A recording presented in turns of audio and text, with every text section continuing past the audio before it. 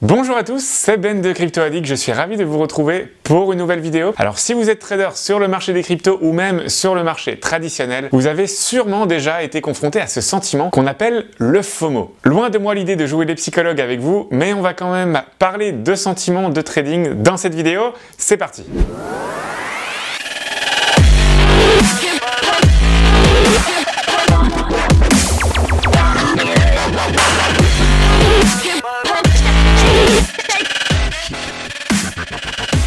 BNB s'annonce quand même pas trop mal. Voilà, il est en train de pumper. Ah non. Oh, ok, là il vient de pumper. Wow, là on vient d'avoir 8%, 10%. Ok, c'est le moment d'acheter.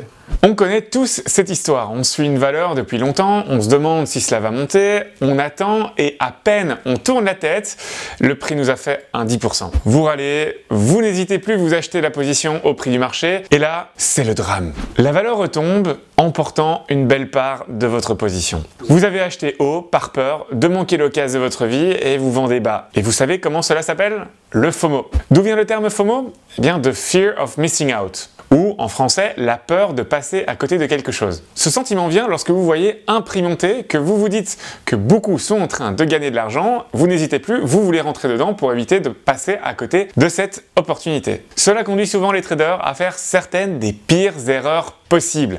Pourquoi?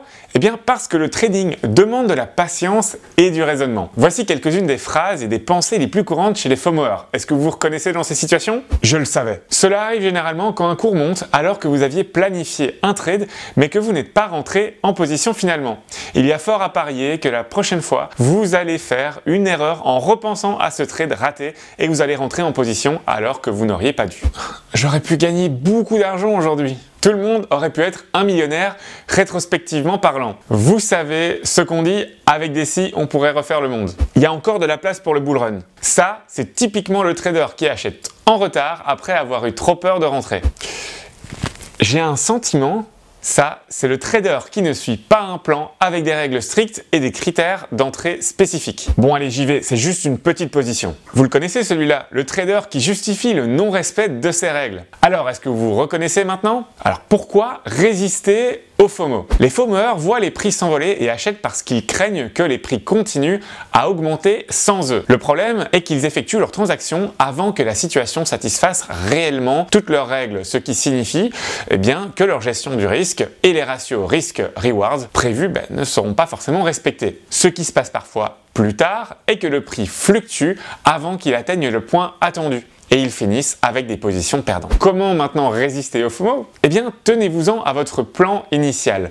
Cela peut arriver que vous soyez dans une configuration presque parfaite avec un seul critère qui ne correspond pas à vos conditions de trading. Vous voyez ensuite le prix bouger considérablement dans la direction attendue alors que vous êtes encore sur la touche. C'est évidemment douloureux et c'est exactement dans ce genre de situation que les traders tentent à s'engager dans du FOMO trading. Au contraire, soyez patient et bougez uniquement quand le moment est venu et est en accord avec votre stratégie initiale.